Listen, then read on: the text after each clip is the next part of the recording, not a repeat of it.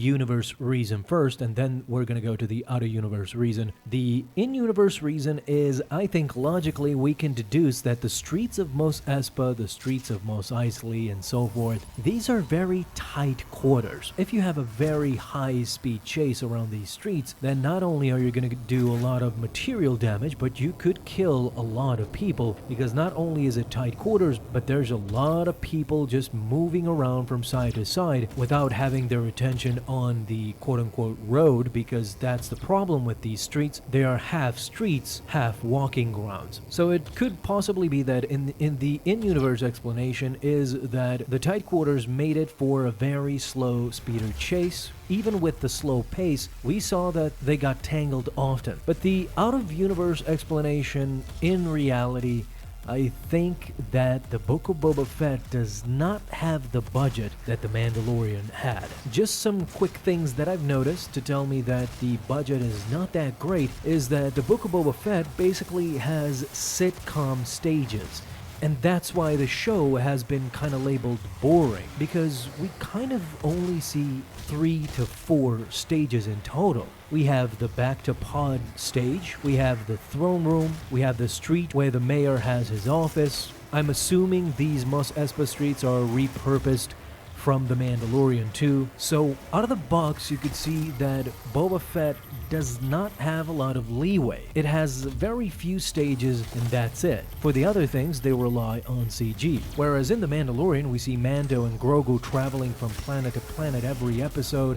We're exploring things, we're going here, we're going there. That has been the majorest issue going from The Mandalorian to now Boba Fett.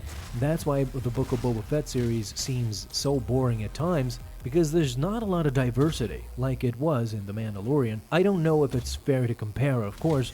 I'm just noticing the obvious, and that, I think, is the out-of-universe explanation of why the chase looked so bad, because even the 3D looked extremely awful at times. All in all, I think Episode 3 was definitely a missed opportunity, just a wasted episode. So I presume that now with the Pikes and with a verified threat, the Book of Boba Fett will definitely pick up more as the episodes go along. So what do you guys think? Do I have it right? And what would you want to see changed in the Book of Boba Fett for it to become more enticing and be better as a show? Thank you guys so much for watching this video, and if you enjoyed, leave a thumbs up down below, subscribe for dailies. Now you have an awesome day, Star Wars fans. I'll see you in the next video, and may the Force be with you. Until then. It's no secret that the internet can be a dangerous place. From stalkers to doxers to social manipulators and hackers, in the last decade or so it seems as if cases of high-profile online crimes have grown exponentially. It's easy to feel safe when you're sitting behind a computer screen and a keyboard, but today's video will remind you that when online your safety is nothing but an illusion. It's the story of a depraved young man named Tyler Barriss and how he used the internet, and more specifically the act of swatting, to strike fear into the hearts of his enemies, both online and offline. However, what begins as an intimidating prank-like tactic eventually turns lethal. This is the case of Tyler Barriss, the world's most infamous swatter.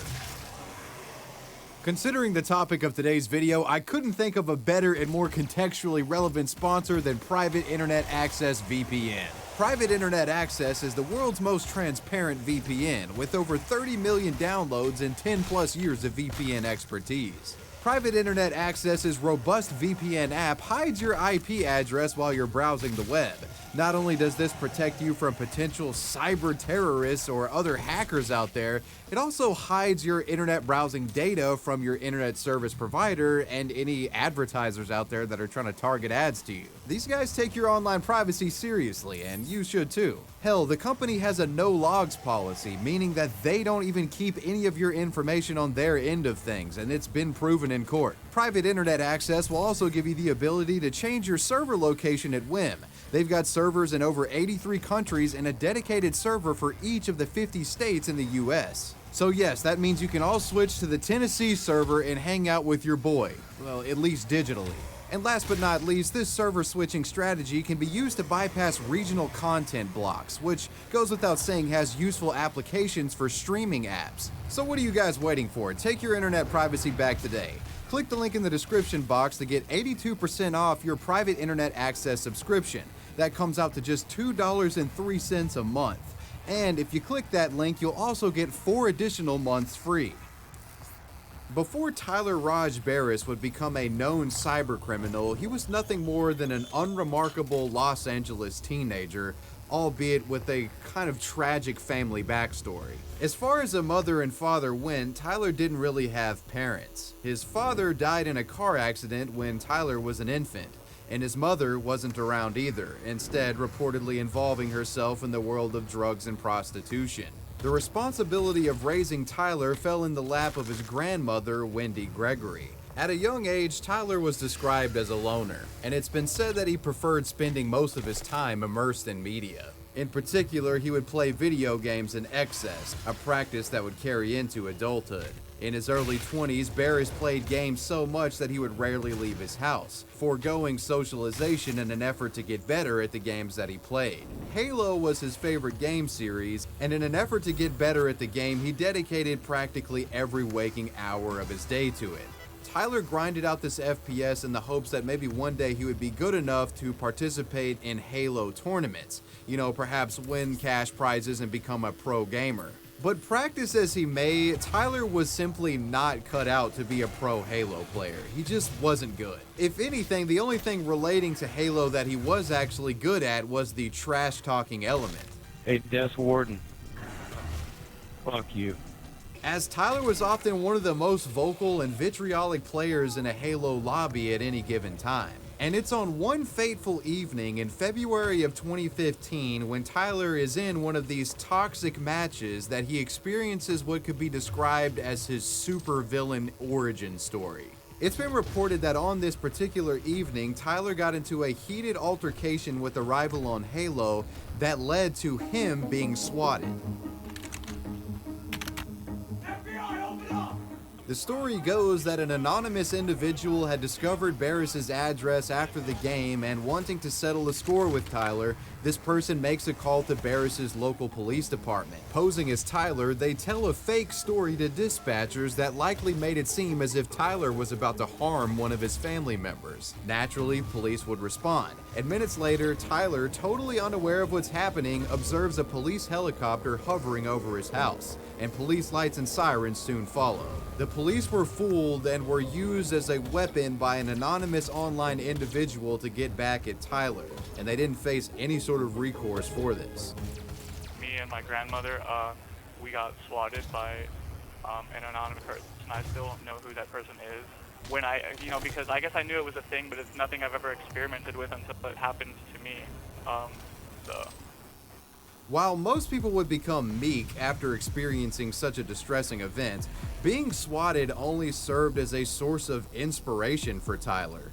He had heard about gamers being swatted before, but being on the receiving end of it gave him a unique understanding of the power that it could give someone and the terror that it could create.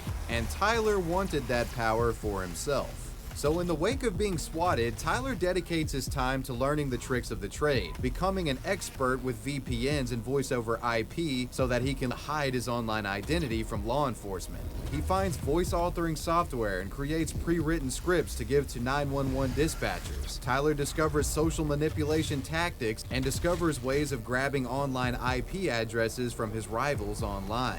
And after grinding out swatting abilities over what was likely a span of days, Tyler was now prepared to become one of the most notorious swatters in internet history.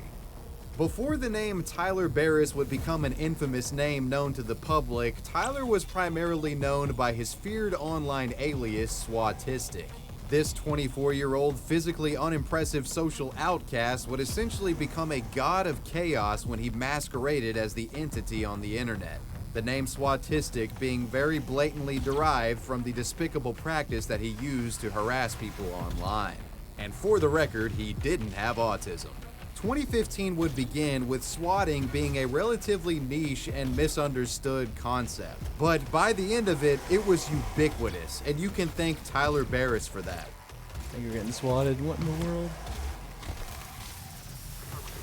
Put your hands up! Put your hands up! Get on the ground! Get on the ground! There's one in the corner. Put your hands behind your back! Hands on your back! Get up! Back to it now.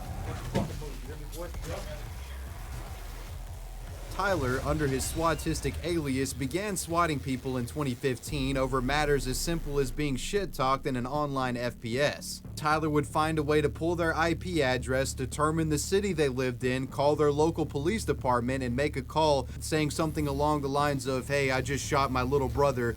I'm gonna do something else. Come to the house." Can you tell me why you're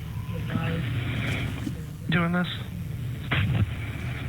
Yeah, because I'm upset with some people. They got me mad, so now they're going to pay for it. SWAT teams would then arrive at his victim's home, storm the property with guns drawn, only to find an innocent gamer sitting panicked at their computer desk. Many of Tyler's victims were live streamers, meaning that he would also get the sadistic pleasure of watching his victims getting swatted in real time after he made the calls. It was all a twisted game for Tyler, a game that caused great trauma for his victims and a game that wasted the thin resources of police departments around the United States. Beginning with petty gaming rivals and live streamers, Tyler builds up confidence and becomes more brazen and ambitious with his swatting goals. He goes as far as targeting TV stations and gaming tournaments with anonymous bomb threats. Also breaking right now, a bomb threat at the Kay Bailey Hutchison Convention Center.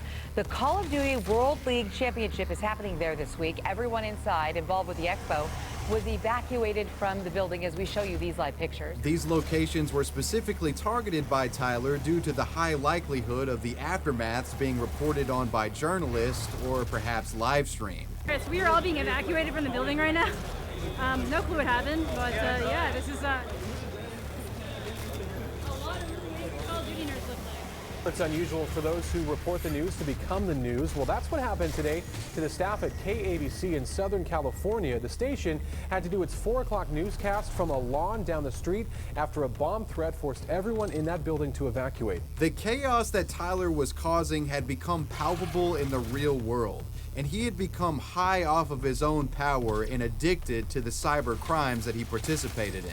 But he did fly too close to the sun with the bomb threat on the TV station, as what happens after this ends up with Tyler getting a serious reality check. See, while on a complete power trip, Tyler becomes so delusional that he actually brags to his own grandmother about threatening the news station. Previously unaware of his online criminal activity, Grandmother Wendy was deeply disturbed by the apathetic sadism displayed by her grandson, and she would go on to secretly report Tyler to the police over the bomb threat. Wendy's report would ultimately lead to Tyler Barriss being arrested and investigated for the TV station incident. Tyler was charged with 2 felony counts related to making false bomb threats, and he would actually get locked up for this. Tyler pleads no contest to his charges and is sentenced to serve 2 years and 8 months in jail. His online rampage was stopped for the time being. In January of 2017, Tyler is released early from LA County Jail after only serving 15 months. Upon being released, Tyler attempts to go back to his grandmother's house, but soon discovers that she had issued a legal protective order against him, and he was forbidden from the home. Tyler would aggressively insist on staying at the house and even reportedly got inside of it at one time. This violation of the protection order would result in Tyler almost immediately being thrown back in jail. He was released later in 2017 in August. Because of his own actions, the last family member that he had that supported him had now forsaken him. Now bitter, homeless, and angry, Tyler would turn to an old familiar friend to get revenge on the world once again, his online alias SWATistic. In a truly crackhead turn of events, Tyler then begins using public libraries around Los Angeles as a staging ground for his swatting activities. Using the computers and public Wi-Fi at these facilities, he starts a new campaign against the internet. Throughout 2017, Tyler would go on to swat numerous individuals for a variety of petty reasons, and late in the year, he would perpetrate one of his most heinous bomb threats yet. It was an eerily delivered bomb threat issued to a school filled with hundreds of children. This was Tyler's 911 call to Arnold High School in Panama City, Florida. Yeah, I left some bombs at my high school and they're going to blow up in 15 minutes. What school is it? Arnold High. Where are they at? Well, there's more than one. I kind of distributed them around the campus. It's dynamite. My dad works with dynamite, so I have access to it. Can you tell me why you're doing this? Yeah, because I'm upset with some people. They got me mad, so now they're going to pay for it. And I also have a gun, too. Me and my friend both have guns. Are you at the school? Yes, I am. I'm going to hang up now. There's only about 10 minutes left, so... Tyler's call would force the entire student body to evacuate, and the threat would make national news headlines. Around this time, Tyler would orchestrate another high-profile bomb threat hoax. In the midst of the net neutrality controversy in late 2017, Barriss would call in a bomb threat to the FCC headquarters in Washington, D.C. This was during a live-streamed voting event which featured FCC Chairman Ajit Pai himself. Barriss's threat would result in the entire Federal Communications building being evacuated. Everyone, I need everyone to leave everything that you have in place. Do not take anything out of here except for your body. Any bags, any books, or anything. This live-streamed incident was viewed by tens of thousands around the world. Clearly, jail time did nothing to curb Tyler's tendencies. In all honesty, he was worse after jail than he was before. Around this time, the Swatistic Twitter account would become flush with braggadocious banter from Tyler. From gloating about successful SWATs to shit-talking enemies and threatening individuals publicly, the page became an online spectacle, with thousands of people tuning in to watch the chaos unfold. Swatistic would become so well known on Twitter for his swatting practices that other depraved individuals would actually solicit his services from time to time, using Swatistic as a sort of swatter for hire hitman service, if you will. Most people offered him money for these services, but Tyler enjoyed swatting so much that he would often do it for free. He reveled in inflicting trauma upon others and serving as an agent of chaos. As you can clearly see, by late 2017, things had completely gotten out of hand, and it was only a matter of time before a true tragedy took place. Which brings us to the night of December 28th of 2017. On this evening, two online gaming teams, LOL and Nuke Children, are participating in a money match of Call of Duty World War II. With the wager only being $1.50, the stakes were low. But as with any team-based FPS, emotions ran high.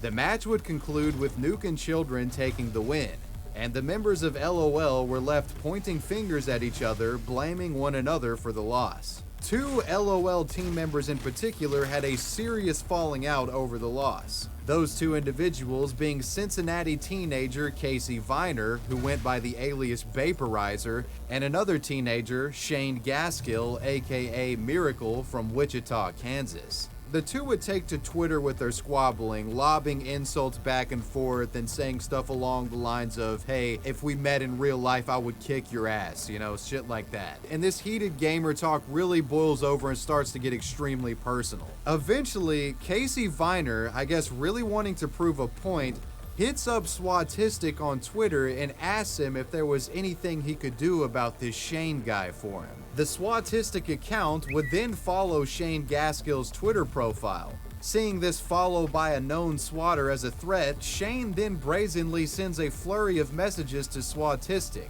and even shares his address with the known swatter, daring him to do something. And well, let's just say Swatistic was happy to offer his services. Tyler gets to work swatting the address he was given by Shane and makes the following 911 call to Wichita, Kansas police. I recently got disconnected. I had told you guys everything that happened about the argument with my mom and dad. Okay, what's your address? Yeah, it's 1033 West McCormick Street. Okay, tell me exactly what happened. They were arguing and I shot him in the head and he's not breathing anymore. Okay, do you have any weapons on you? Yeah, I do. What kind of weapons do you have? A handgun. Pointing the gun at them, making sure they stay in the closet. It's my mom and my little brother. Okay, is there any way you can put the gun up? No. Are you guys sending someone over here? Because then I'm definitely not going to put it away. Okay, I'm just going to go ahead and stay on the phone with you, okay? That's fine. Yeah, I'm thinking about, because I already poured gasoline all over the house. I might just set it on fire. Okay, well, we don't need to do that, okay? After receiving the distressing 911 call, police would make their way to the address with a SWAT unit. However, what police, Tyler Barriss, and Casey Viner didn't realize at the time was that Shane Gaskill had lied about his address. It was actually an old address, and there was another tenant living at this old address. The current tenant at 1033 West McCormick Street was actually a man completely unrelated to the matter, 28-year-old Andrew Finch, who lived there with several family members, including children. While two gamers in a heated altercation might be able to better prepare for a SWAT, this man had no idea it was coming. When SWAT teams arrived, they demanded the occupants of the home to step outside. Andrew Finch, startled and confused, opens his front door and slowly steps out to blinding police lights. The man was by all means compliant. However, while walking outside, a policeman named Justin Rapp claimed to have seen Andrew Finch reach toward his waistband. Perceiving this as an attempt to draw a firearm, the officer shoots Mr. Finch in front of his family. The man falls to the ground, mortally wounded. After shooting the man, the SWAT team would storm the residence, not finding anything described in the 911 call.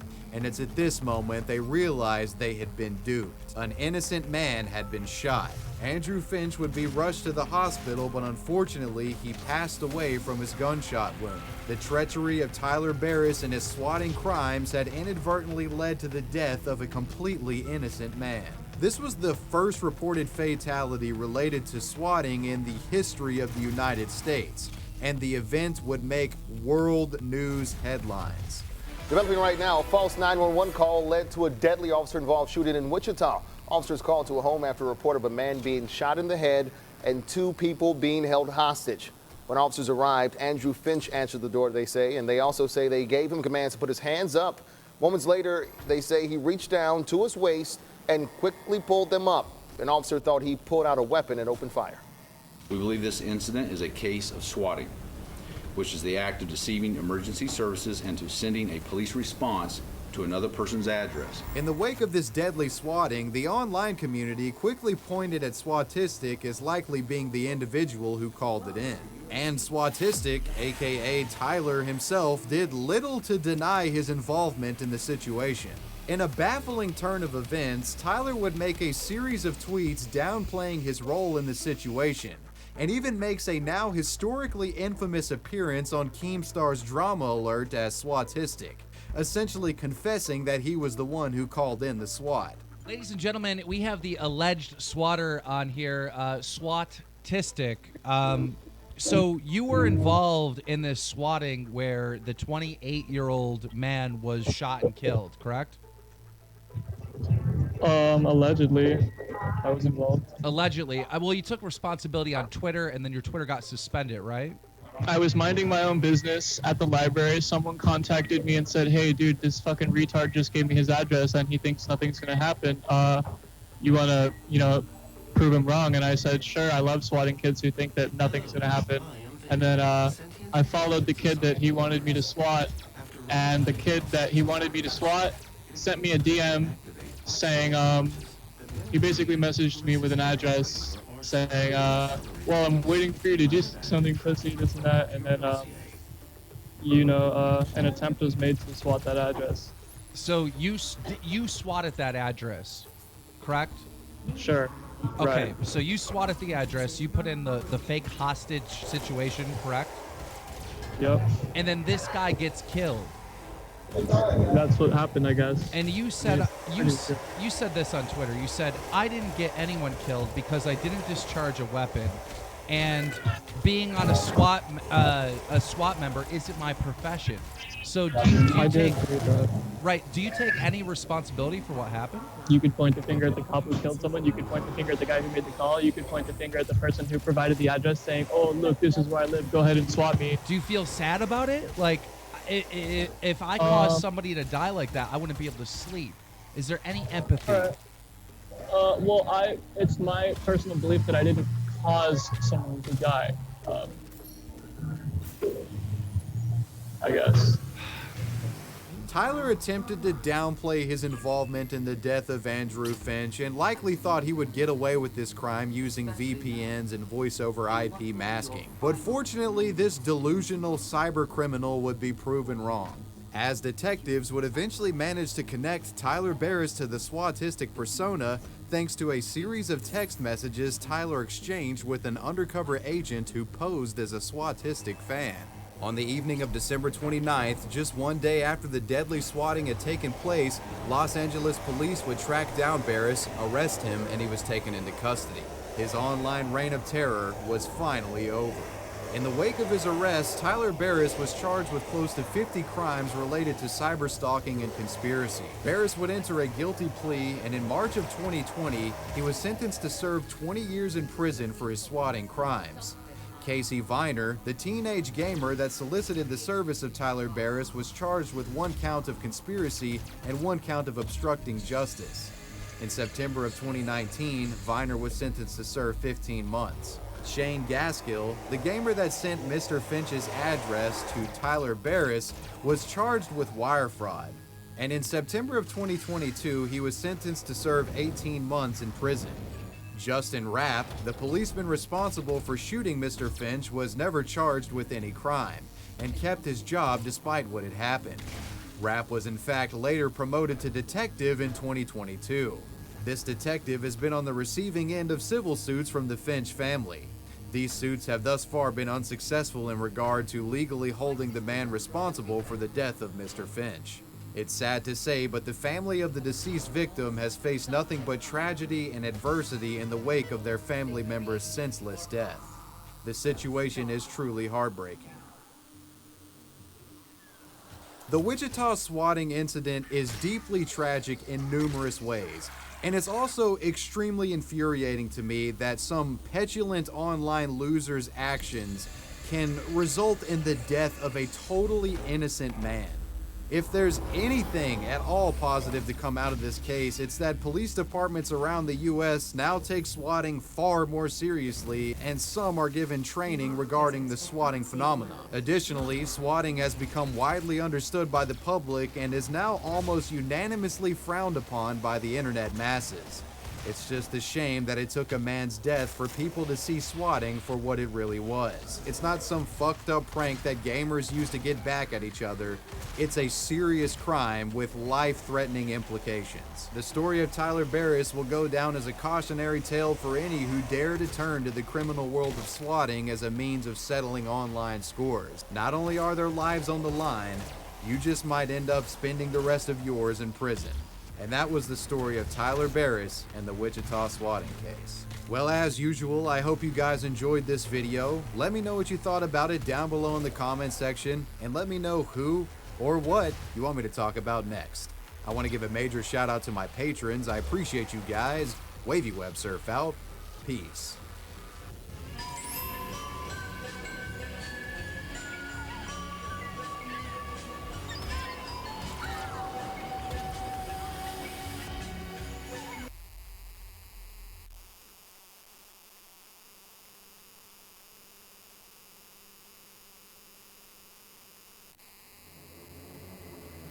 Demonic presence eliminated. Lockdown disengaged.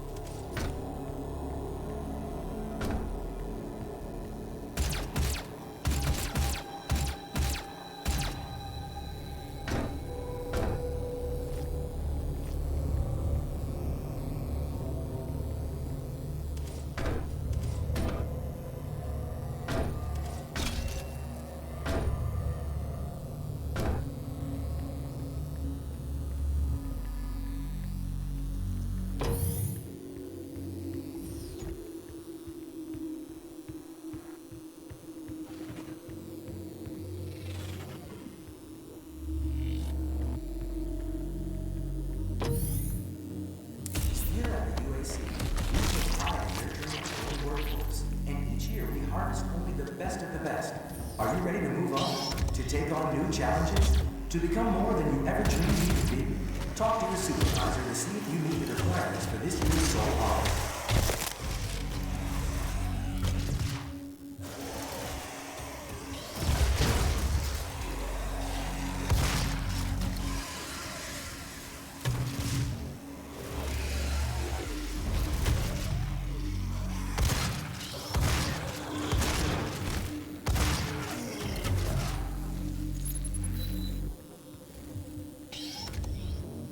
The UAC. The world is counting.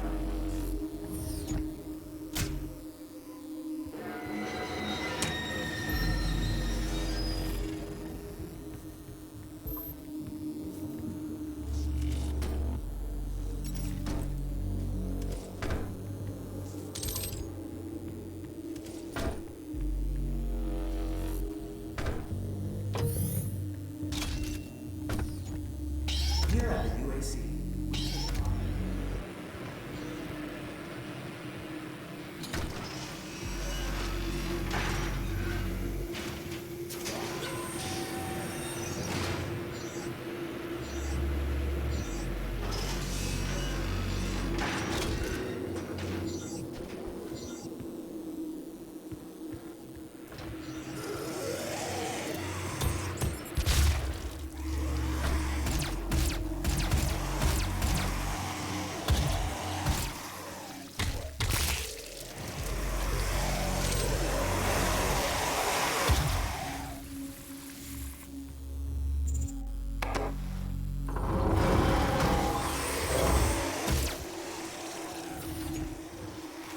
Demonic presence at unsafe level. Lockdown in effect.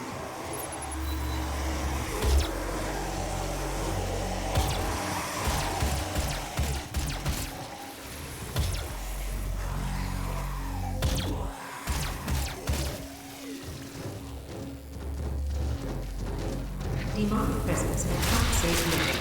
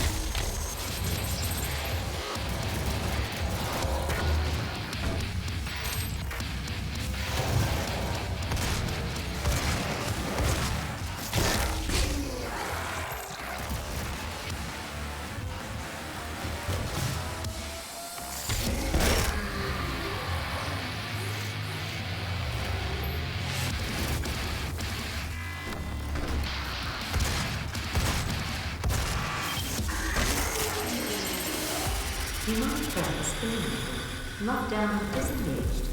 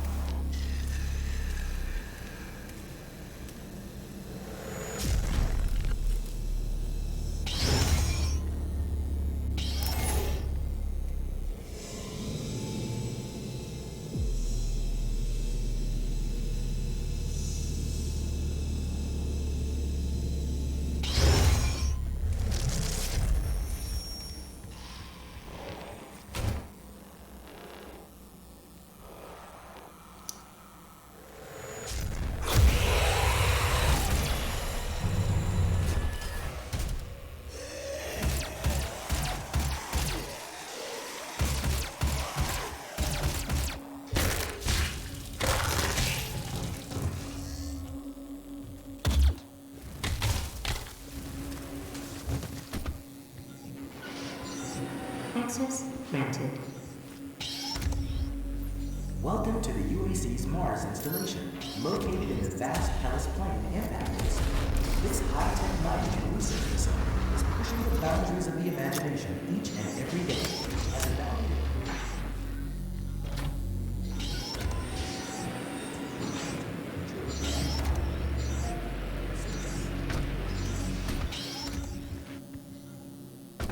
Access granted.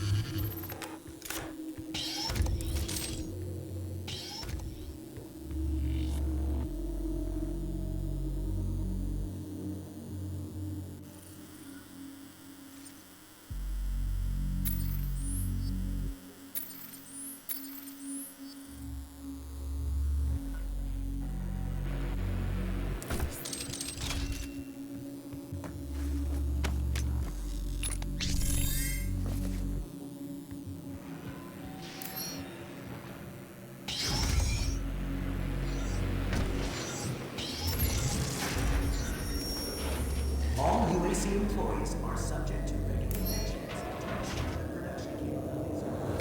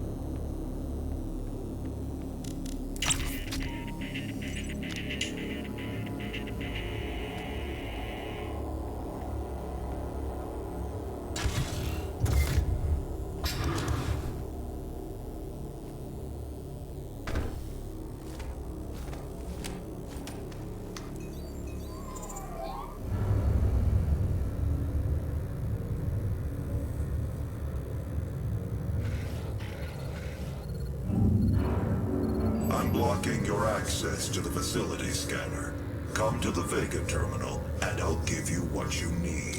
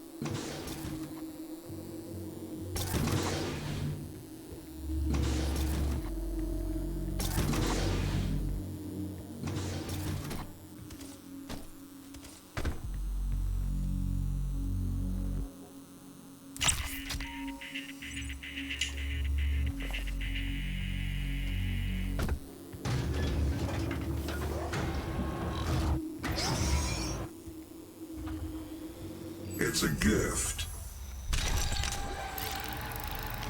Take it. It will give you strength, help you on your journey, if you can withstand the power surge.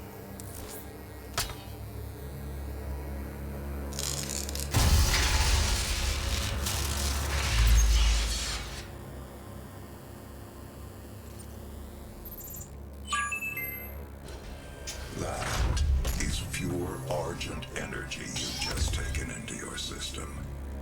It seems to agree with you. I will unlock the remaining Argent cells within the facility for you. Vega, give him what he wants. 61,337 UAC members deceased. 81% of the facility is on lockdown. Demonic presence through the Mars installation is critical. According to the records, Dr. Hayden, the invasion originated in the Lazarus facility. It seems that a hell wave was activated, transforming 64% of all UAC employees into the creatures you see roaming throughout the facility. The rest were killed by the demons released from their holding cells by Olivia Pierce. I feel I should apologize for what's happened here. Some of my employees took things too far. Olivia was the cause of all this, and I believe you will have to deal with her in time. You may not agree with our research, but know this. We exploited Hell and its resources because it was in mankind's best interest to do so. What you now see in this facility is the cost of progress. But none of that matters now. There is an emergency in the foundry. The regulators have been destroyed and the core temperatures are now destabilizing. They've overrun the adjacent facility. If the venting turbines aren't re-engaged, neither of us will survive the meltdown.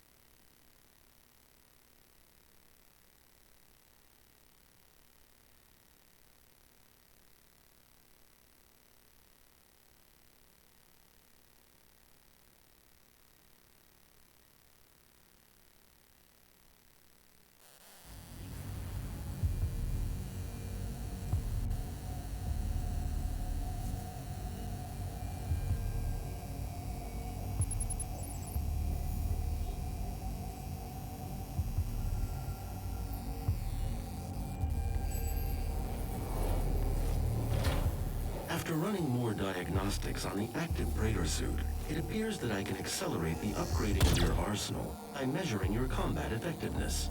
I have added a tracker to your helmet's display. The facility will not allow you access to the turbine room unless the demonic threat level is brought down inside the foundry. Our security systems cannot be overridden.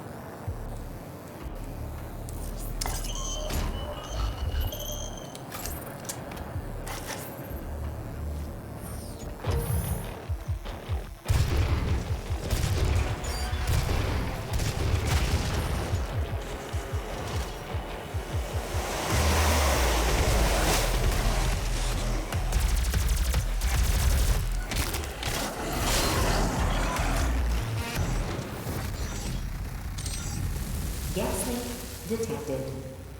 Warning, core temperature rising.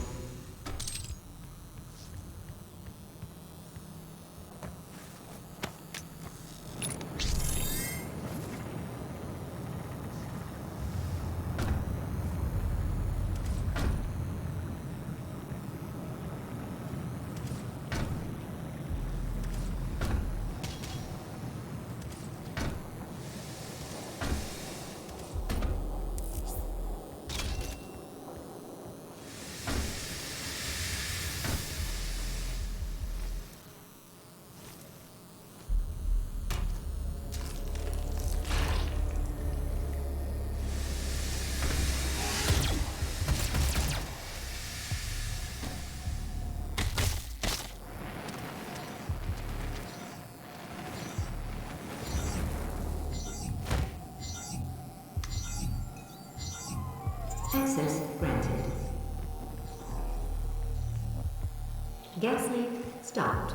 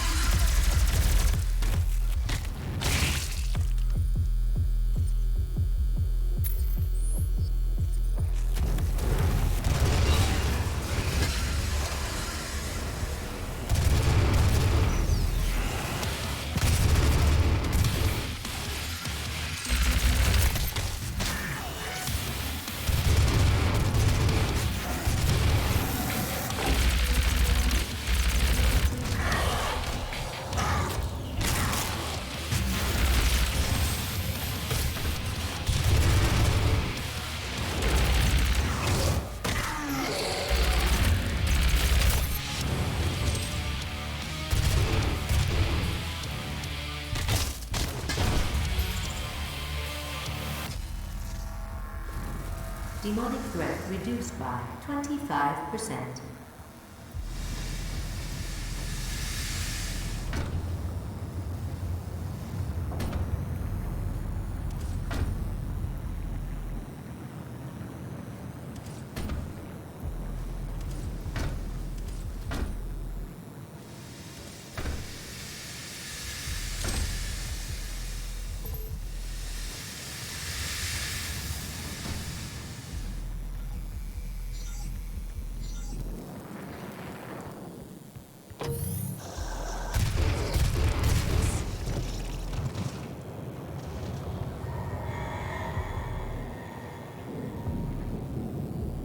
Warning, core temperature rising.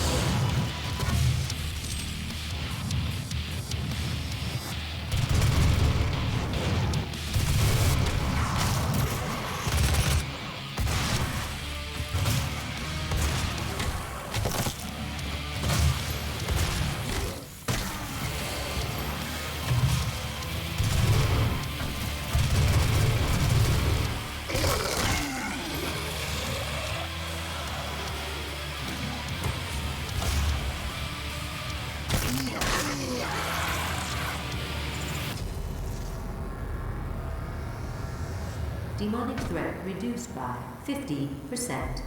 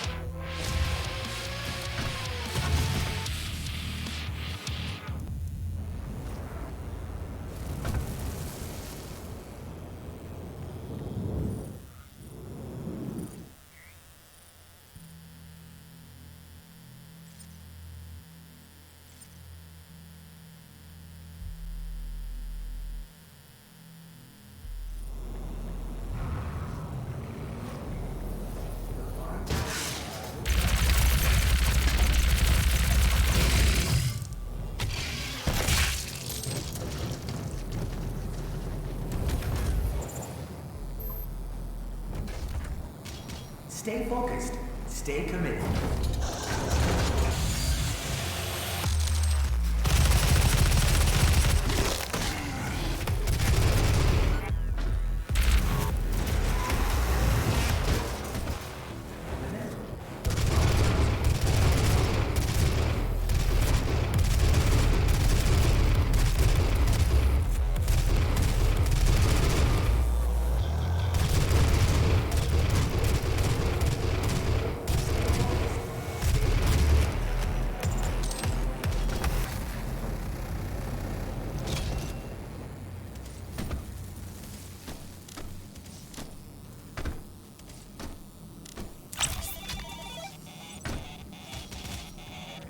Warning, core temperature rising.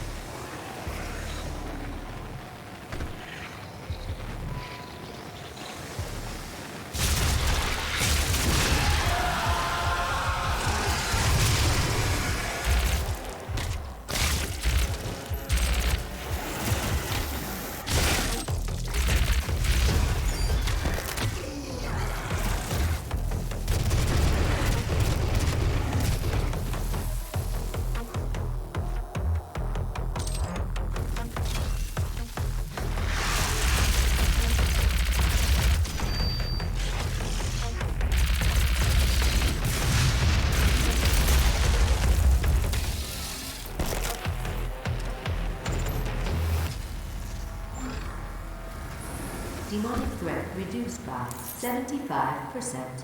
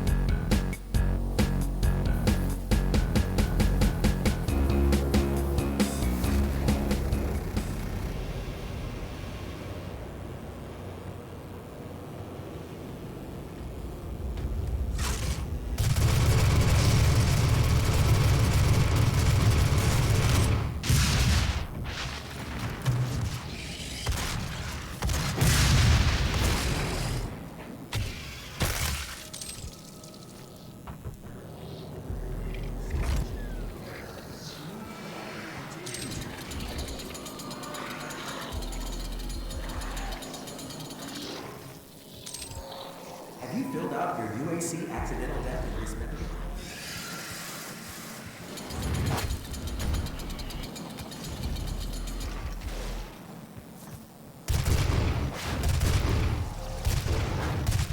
Your devotion to the UAC's mission on Mars is the foundation to our success. With you, we will establish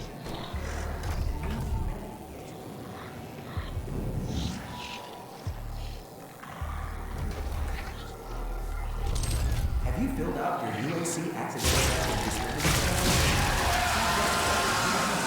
Assistance.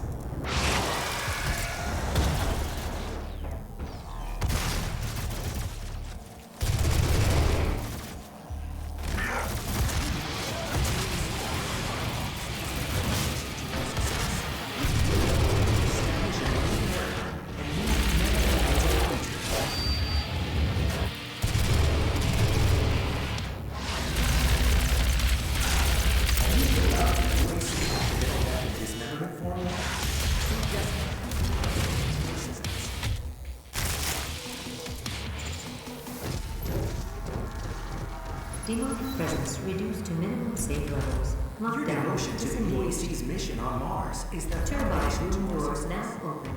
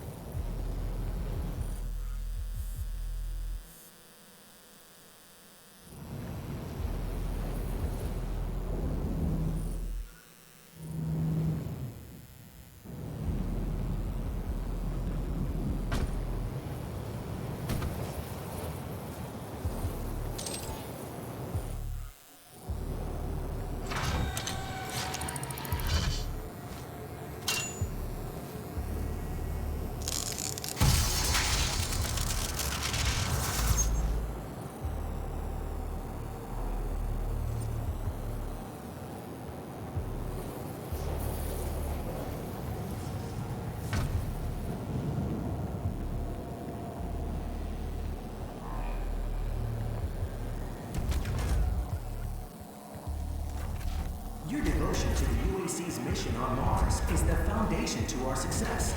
With you, we will establish a new paradigm and move humanity into the future.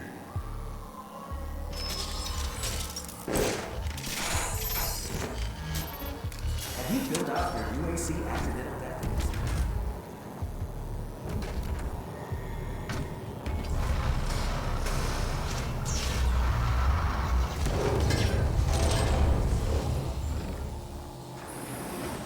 Warning, core temperature reaching critical levels.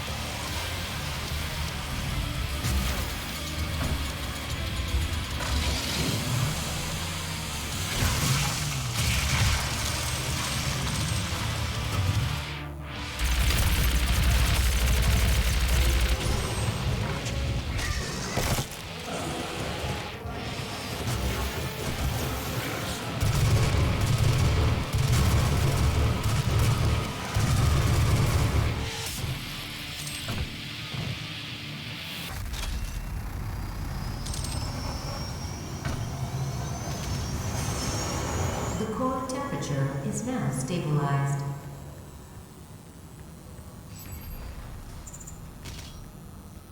A primary control room has been activated somewhere nearby. It could be Olivia.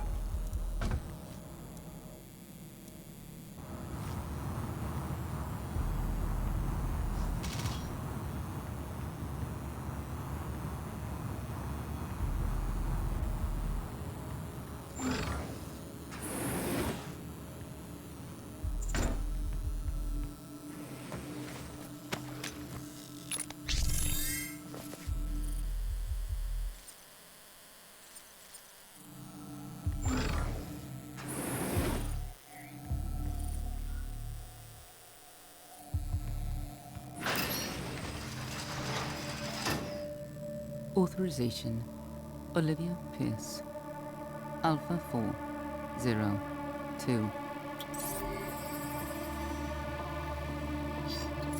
She has locked me out, Dr. Hayden.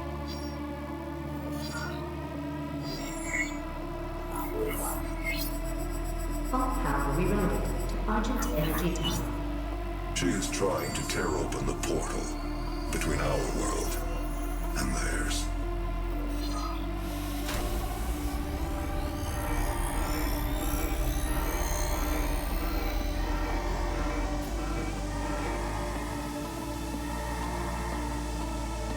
You could not have saved them anyway.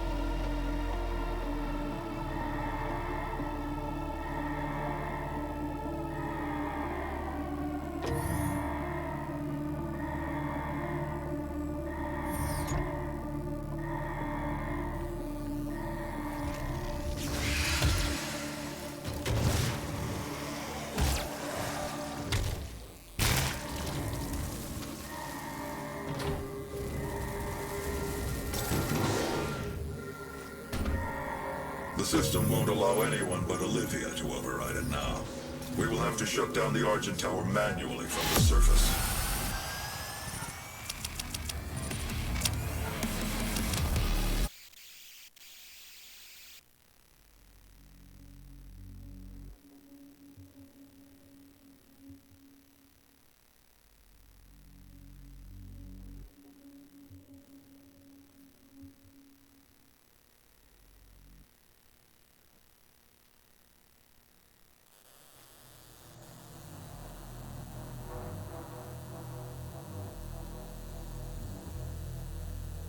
Olivia is using the tower to drill a doorway into their world. You can prevent her from opening the gate by disabling the tower induction filters. Untethered cross-dimensional activity is a frequent occurrence outside of the base, so it is recommended that workers buddy up when journeying onto the Martian surface.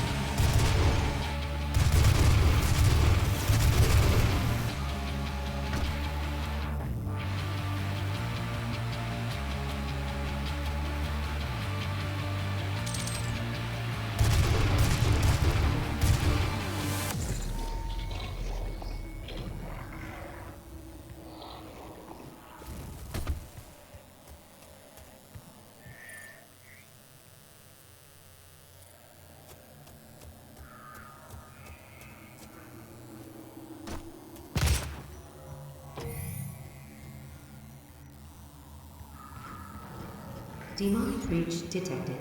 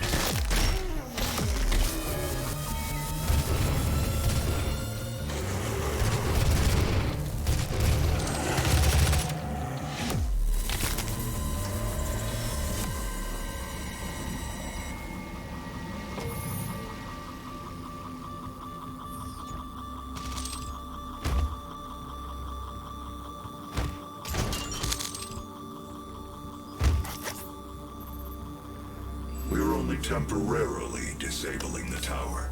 You need to remove each lens individually.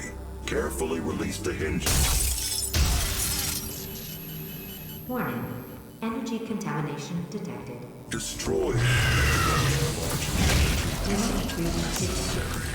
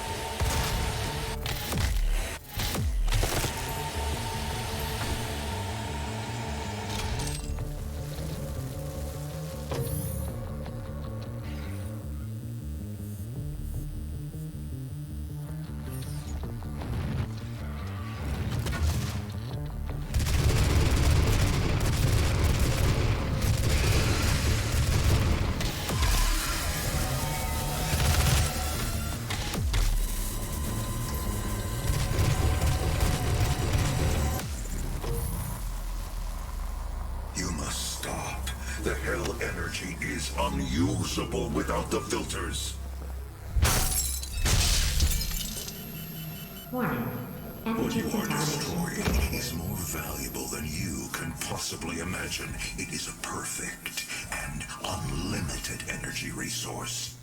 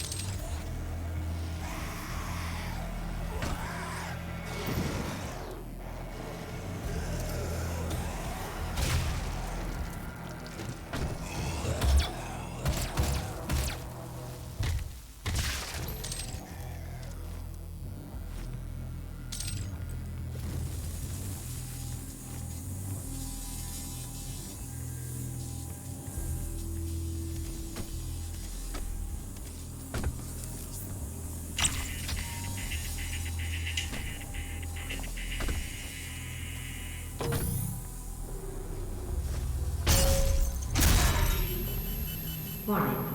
Energy contamination at critical level.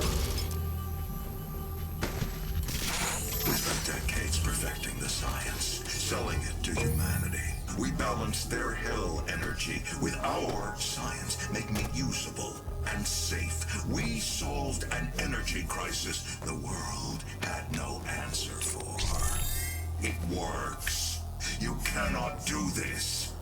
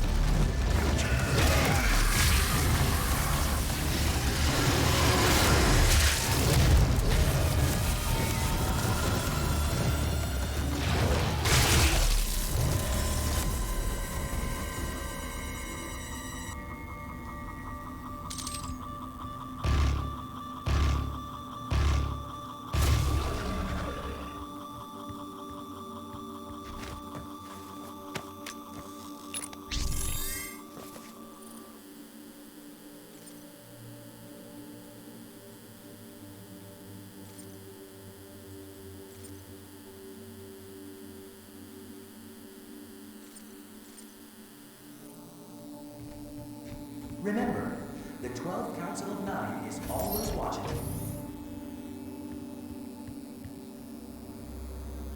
If stopping our energy production is what you want, then you need only to destroy this last filter, and Argent energy will no longer exist in this solar system.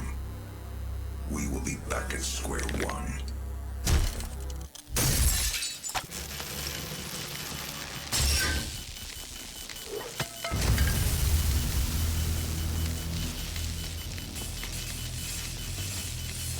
You have no idea what you have just done. Olivia is still alive. I've detected her life signature at the Argent Tower. She has removed one of the accumulators from the tower base. It has a unique energy signature that we can track. Well, that's it then. There's nothing else to be done.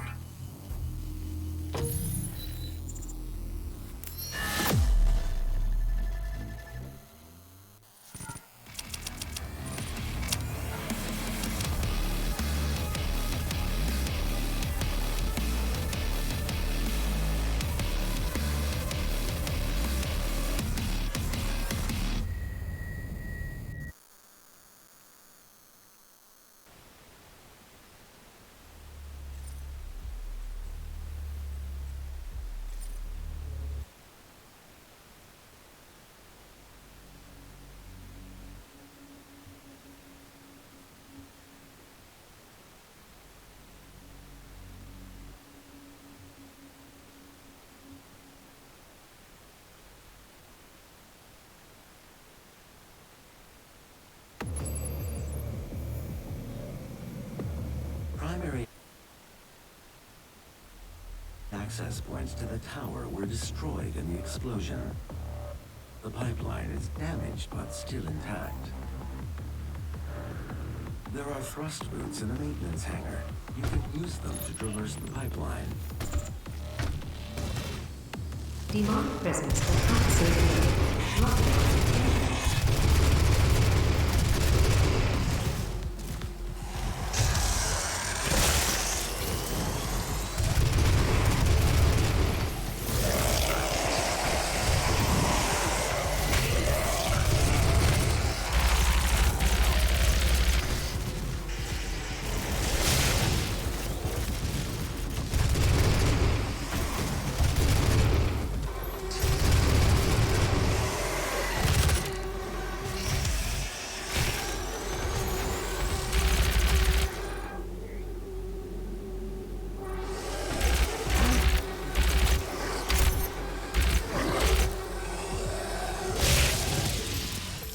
Demonic presence eliminated. Lockdown disengaged.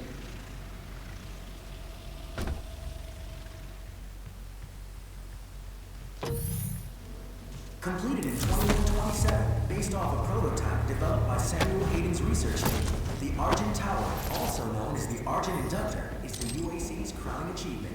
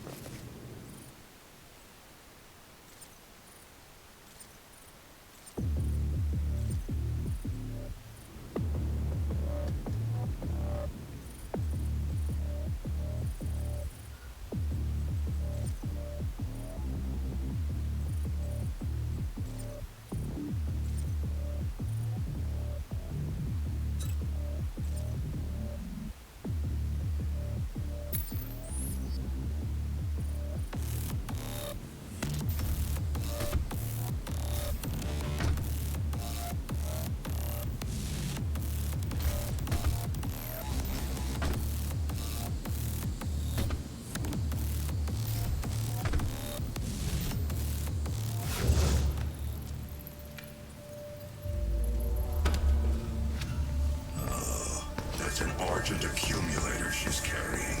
She'll try to use it to open a portal manually into hell. While the Argent Tower is non-functional, the connection to their dimension is still viable. We are at great risk, Dr. Hayden.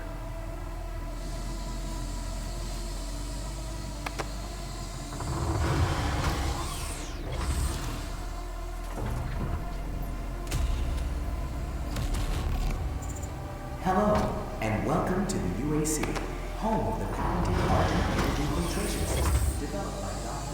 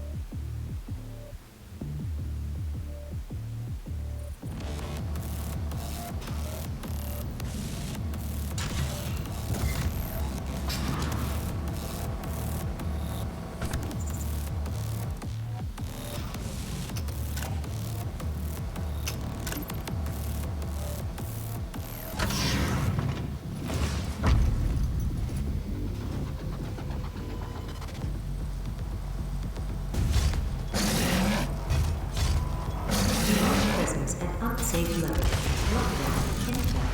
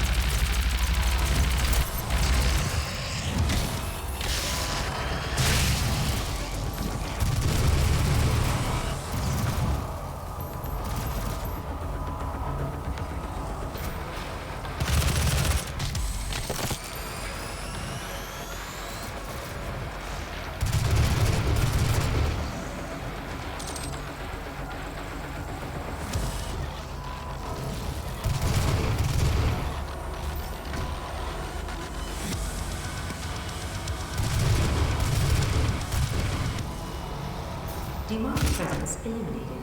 Lockdown disengaged.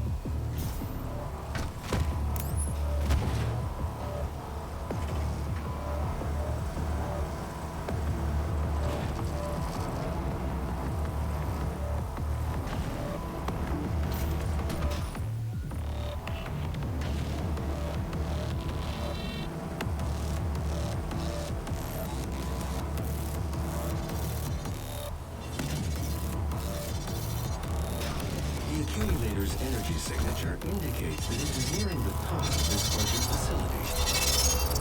If she ruptures that accumulator near the Argent beam, she could open a portal to their world that we will never be able to close.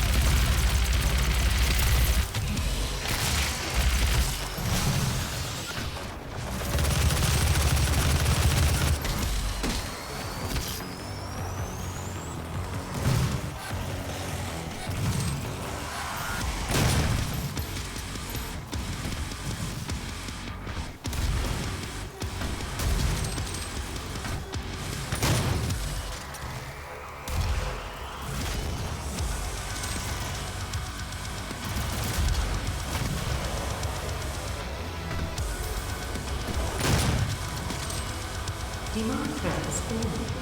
Lockdown disengaged.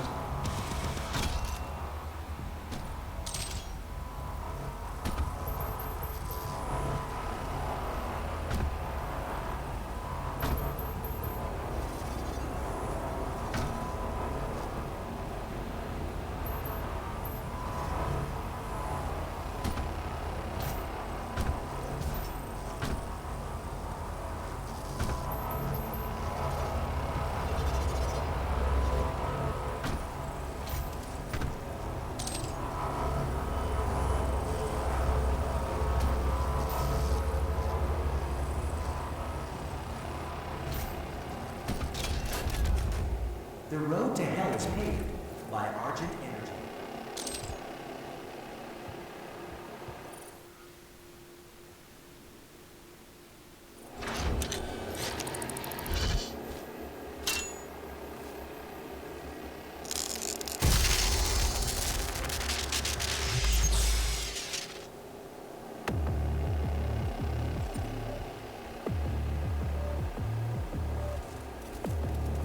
Your road to hell is paved by Argent Energy.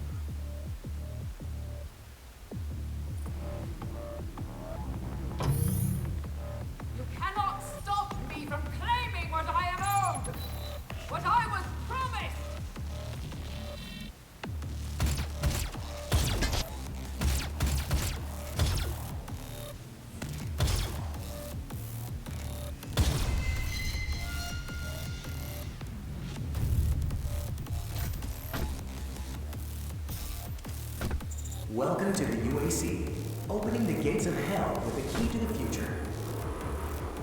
This is not the end!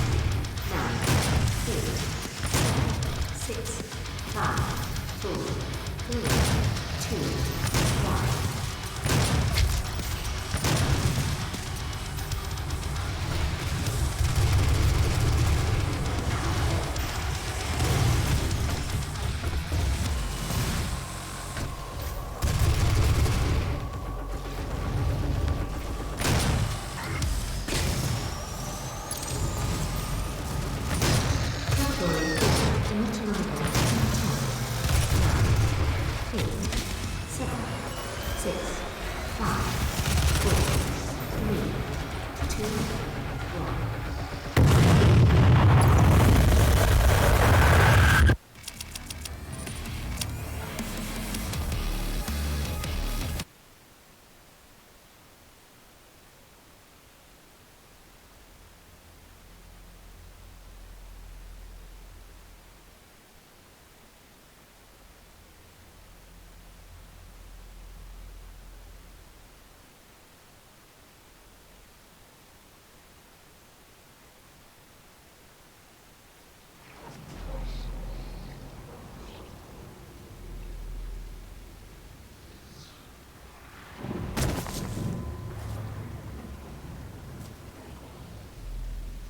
He is here.